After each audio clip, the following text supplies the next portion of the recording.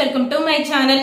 హర్షతో గొడవ పెట్టుకొని పుట్టింటికి వచ్చేసిన నందిని సత్యని కూడా చంప పగలగొట్టి పుట్టింటికి పంపించేయమని చెప్పిన మహాదేవ్కి ఊహించని షాక్ ఇచ్చిన క్రిష్. నిజంగానే క్రిష్ తన తండ్రికి సత్య గురించి ఎదురు చెప్పబోతున్నాడా? అసలు ఏం జరిగింది, ఎందుకు హర్షతో నందిని గొడవ పెట్టుకుని వచ్చేసింది అనేది ఈ వీడియోలో తెలుసుకుందాం. క్రిష్ సత్యల పెళ్లి ఆపాలని విశ్వనాథ్ అయితే విశ్వ ప్రయత్నాలు చేస్తాడు. కానీ ఇదంతా గమనించిన మహాదేవ్ అయితే అసలు తన ప్రయత్నాలన్నీ చిత్తు చేస్తాడు.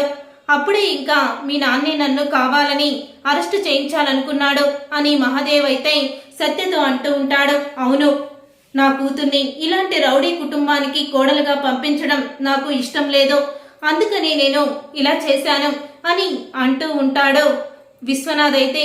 ఇక విశ్వనాథ్ అన్న మాటలకి అప్పుడే ఇక సత్య అయితే ఎందుకు నాన్న ఇలా చేస్తున్నారు, నా ఇష్టపూర్వకంగానే కదా నేను ఇక్కడికి కోడలుగా రావడానికి ఒప్పుకున్నాను, అయినా మీరు ఎందుకు ఇలా చేస్తున్నారు సత్య అంటూ ఉంటుంది. మీరు ఎన్ని చేసినా సరే ఈ పెళ్లి మాత్రం ఆగదు, ఈ పెళ్లి అయితే జరిగిపోతుంది అని అనగానే అప్పుడే ఇక పక్కనే ఉన్న మీనా అయితే అంటూ ఉంటుంది.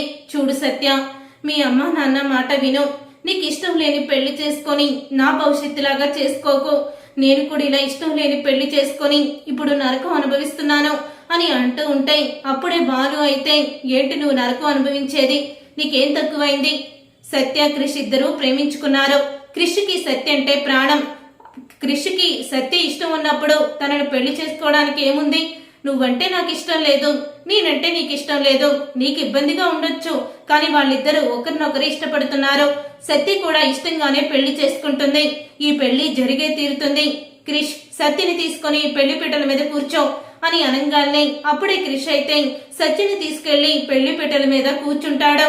ఇక ఏమీ చెయ్యలేక విశ్వనాథ్ అలాగా కంటతడి పెట్టుకుంటూ కొడుకు కూతురు ఇద్దరు పెళ్లిళ్ళు కూడా చూస్తూ ఉండిపోతాడు. ఇక అత్తవారింటికి సత్య వెళ్లిపోతుంది. నందినిని తీసుకుని హర్ష కూడా ఇంటికి వెళ్లిపోతాడు. అలా నందిని కూడా సారి అయితే వస్తుంది. ఇక సారి రాగానే అప్పుడు ఇక హర్ష అంటూ ఉంటాడు, ఇలాంటివేవి నాకు ఇష్టం లేదు, ఎలాగైతే సారి తీసుకొచ్చారో అలాగే వెనక్కి తీసుకువెళ్ళిపోండి అని అంటూ ఉంటాడు హర్ష అయితే.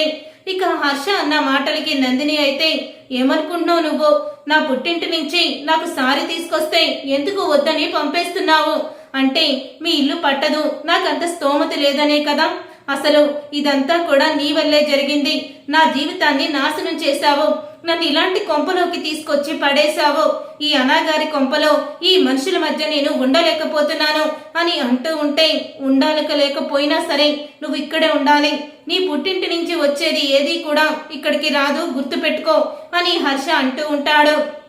నందినికి పంపించిన సారిని హర్ష వెనక్కి పంపించేయగానే అప్పుడే మహాదేవ్ అయితే డైరెక్ట్ గా ఇక విశ్వనాథ్ ఇంటికి అయితే వచ్చేస్తాడు.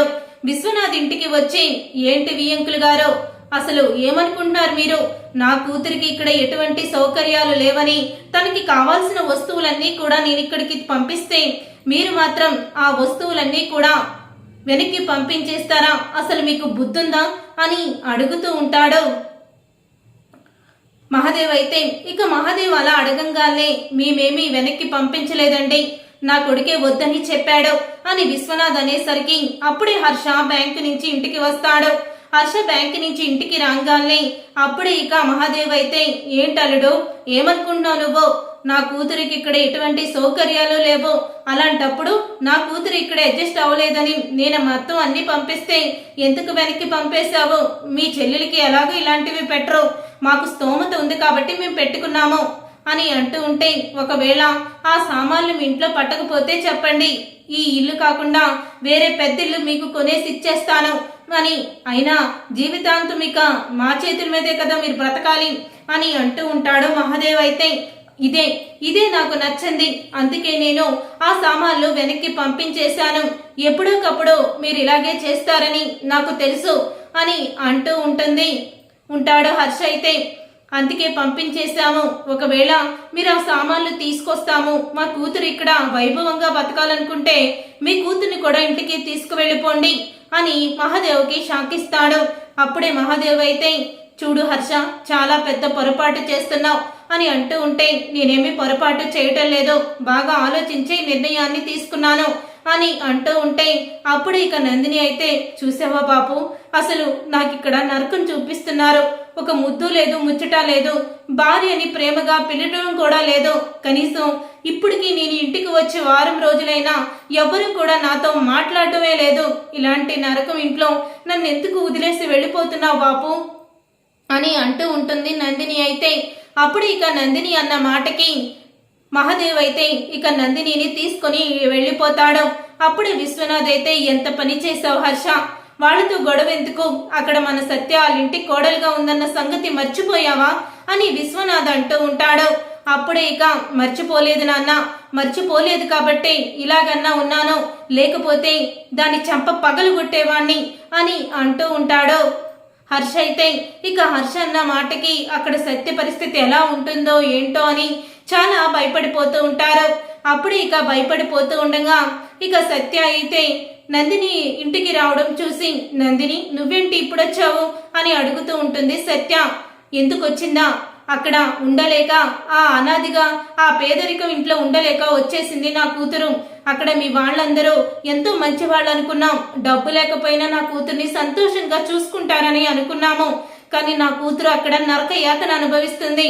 ఇక్కడ నీకేమో రాజభోగాలు, రాణివాసాలు, అక్కడ నా కూతురికేమో వెట్టి చాకిరి, వంటగదిలో వంట చేసుకోవడం అని మహాదేవ్ అంటూ ఉంటాడు. అప్పుడు ఇక క్రిష్ వస్తాడు. ఇక మహాదేవ్ అయితే చూడరా క్రిష్, నువ్వేం చేస్తావో నాకు తెలీదు.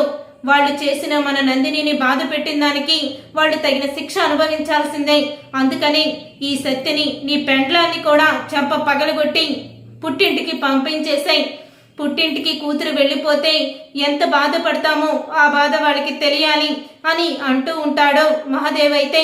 అప్పుడే క్రిష్ అయితే దానికి కాపురం చేసుకోవడం రాదో, చెప్పి పంపించడం మీకు రాదో, అందుకని ఇలా పుట్టింట్లో పడుంది. నా భార్యకి అలాగేం కాదు, తనని ఎవరిని గౌరవించాలో, ఎవరిని ఎలా చూసుకోవాలో, ఎంతలో ఉండాలో మొత్తం తెలుసు. ఒక డబ్బు అయితే తను తీసుకురాలేదు, కానీ తను సంస్కారం నేర్పారు వాళ్ళ ఇంటి వాళ్ళు సంస్కారవంతులు. ఇది తలపొగరుతో సమాధానం చెప్తే వాళ్ళు కూడా అలాగే సమాధానం చెప్పుంటారు. ముందు మీ కూతురికి అత్తవారింట్లో ఎలా మెలగాలో నేర్పండి, ఆ తరువాత నాకు చెప్తురు గాని నీతులు. నా భార్యని మాత్రం నేను వదులుకోవడానికి కాదు, పెండ్లి చేసుకుంటా అని అంటూ ఇక మహాదేవ్కే వేలు చూపించి మరీ వార్నింగ్ ఇచ్చినట్టు చెప్తూ ఉంటాడు క్రిష్ అయితే. చూసారుగా ఫ్రెండ్స్, రాబోయే కథలో ఖచ్చితంగా ఇలాగే జరగబోతుంది. మరి నందిని మనసు మార్చుకొని అత్తవారింటికి వెళ్ళిపోతుందా, అసలు సత్య జీవితం క్రిష్తో ఎలా ఉండబోతుంది, అసలు ఏం జరగబోతుంది అనేది రాబోయే కథలో తెలుసుకుందాం. ఈ వీడియో కనుక మీకు నచ్చినట్లయితే లైక్ చేయండి, షేర్ చేయండి, కామెంట్ చేయండి. సత్యభామ సీరియల్ అప్కమింగ్ ఎపిసోడ్స్ ని టీవీలో కన్నా ముందుగా చూడాలనుకుంటున్నారా? అయితే వెంటనే ఛానల్ ని సబ్స్క్రైబ్ చేసుకొని పక్కనే ఉన్న గంట సింబల్ పై ఆల్ అని క్లిక్ చేయండి. అప్పుడు మేము పెట్టే ప్రతి వీడియో మీరు మిస్ కాకుండా చూసేయవచ్చు.